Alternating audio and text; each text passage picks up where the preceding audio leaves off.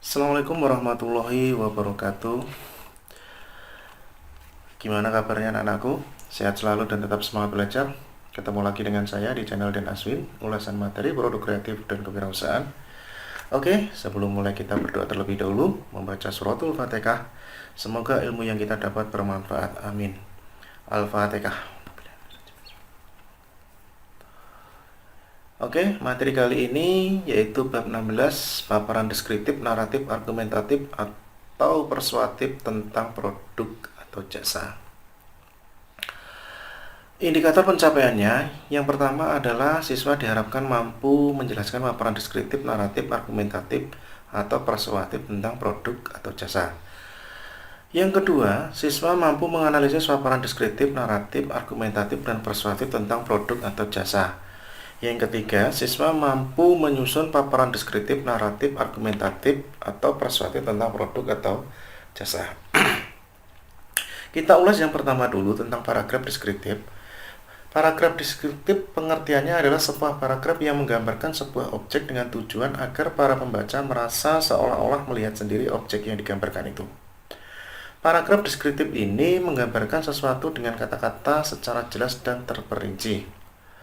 Ciri-ciri dari paragraf deskriptif yang perlu diperhatikan adalah yang pertama, menggambarkan atau melukiskan suatu objek seperti benda, tempat, dan suasana tertentu.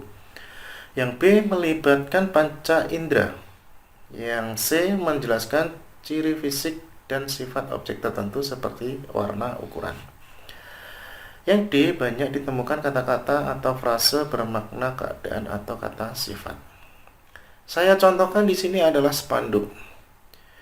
Spanduk adalah kain rentang yang berisi slogan, propaganda, dan bisa juga berisi tentang berita yang disampaikan kepada khalayak umum, atau juga bisa tentang promosi dari sekolah lah, seperti itu.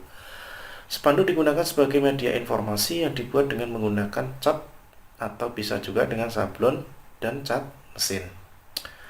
Biasanya spanduk itu dipasang membentang di tepi jalan agar mudah dibaca dan dilihat oleh masyarakat tersebut. Karena adanya perkembangan zaman dan serba modernnya dari perkembangan teknologi, itu juga berpengaruh pada spanduk, di mana keberadaan saat ini spanduk justru semakin populer dan ditawarkan dengan harga yang terjangkau. Ini spanduk bisa dikatakan juga dengan banner seperti itu. Nah, pembuatannya juga lebih cepat dengan hitungan jam saja, dan juga bisa secara online. Nah, sebagai media promosi, tentunya spanduk atau banner tentunya tidak hanya berisi tulisan saja, melainkan juga berisi gambar. Perpaduan warna dan tulisan gambar pastinya akan menjadi daya tarik tersendiri bagi masyarakat untuk mau membacanya. Sehingga informasi yang disampaikan itu bisa dengan baik. Kita masuk ke ulasan yang kedua, yaitu tentang paragraf naratif. Paragraf naratif adalah jenis karangan yang merupakan suatu kisah, peristiwa, atau pengalaman pribadi berdasarkan urutan kejadian atau peristiwa. Paragraf naratif ini berisi tentang pemaparan atau suatu kejadian yang dirangkai dalam kesatuan waktu. Ciri-ciri yang perlu diperhatikan dari paragraf naratif adalah di sini paragraf naratif mementingkan urusan waktu maupun peristiwa.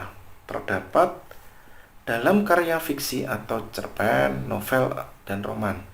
Dan juga bisa dan non-fiksi, biografi, sejarah, dan promosi. Berikutnya, cirinya adalah berusaha menjawab apa yang terjadi. Nah, kita harus tahu teknik penyusunan dari paragraf naratif.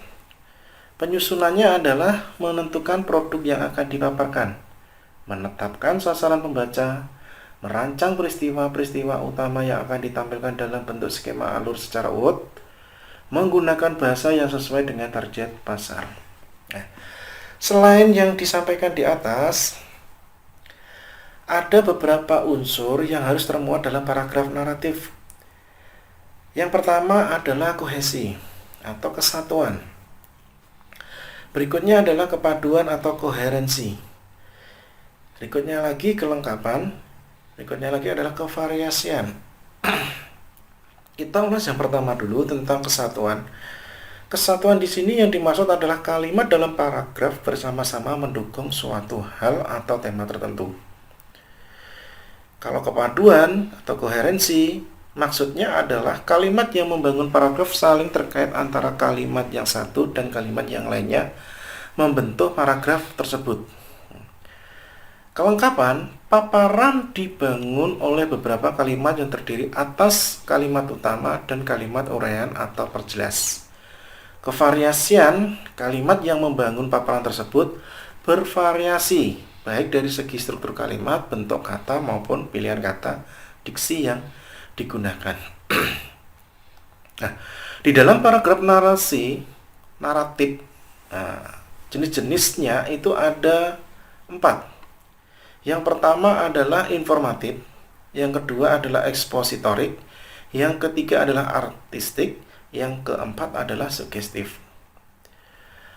Informatif di sini adalah mampu memiliki sasaran penyampaian informasi secara tepat, tenang suatu peristiwa dengan tujuan memperluas pengetahuan seseorang.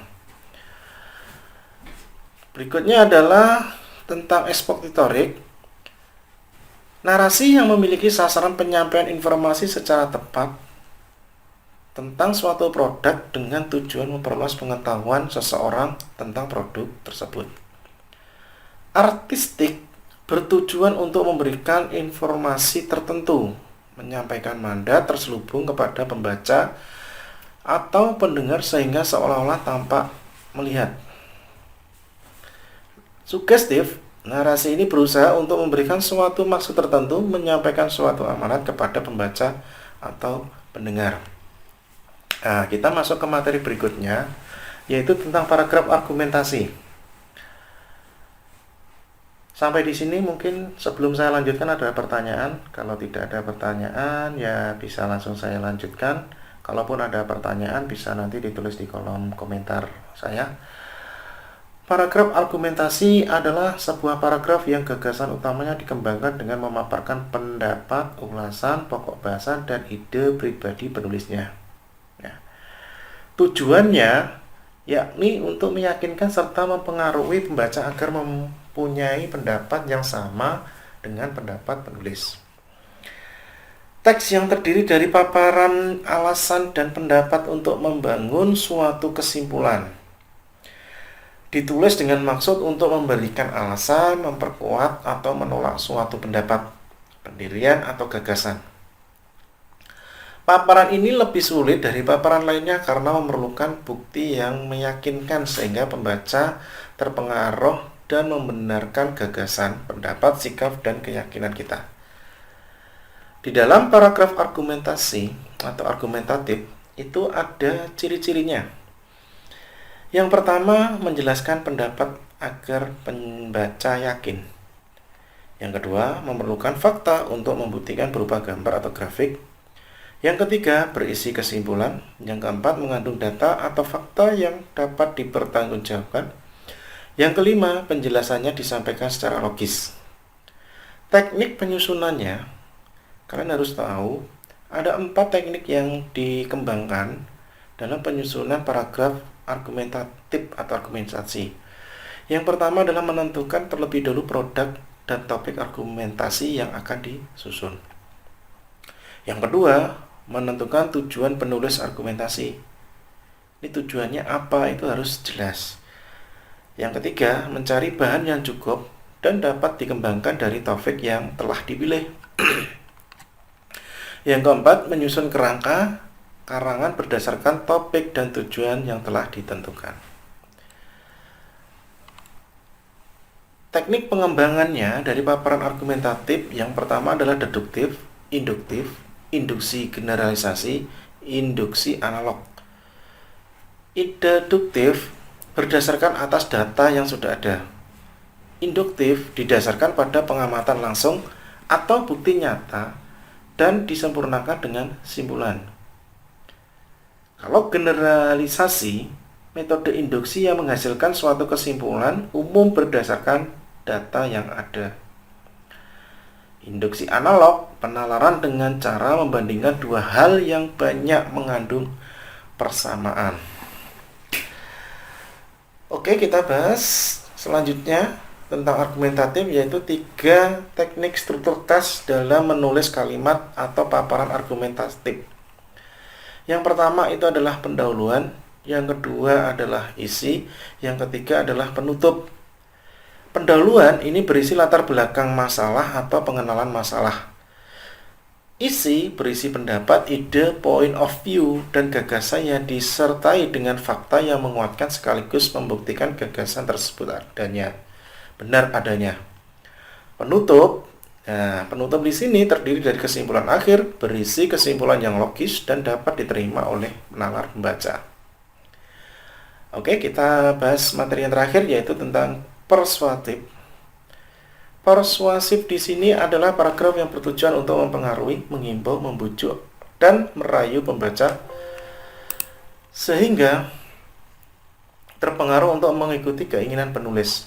Paragraf persuasif merupakan sebagian dari macam paragraf atau jenis paragraf yang berisi ide, gagasan, atau pendapat penulis yang disertai imbauan atau ajakan kepada orang lain, di mana penulis mengharapkan adanya motorik berupa gerakan yang dilakukan oleh pembaca sesuai dengan yang dianjurkan penulis dalam paparannya, dan pembaca yakin bahwa ide, gagasan, pendapat tersebut adalah benar terbukti. Pendekatan yang digunakan adalah pendekatan emotif yang berusaha membangkitkan dan merangsang emosi. Ciri-cirinya adalah ada bujukan, ajakan untuk berbuat sesuatu.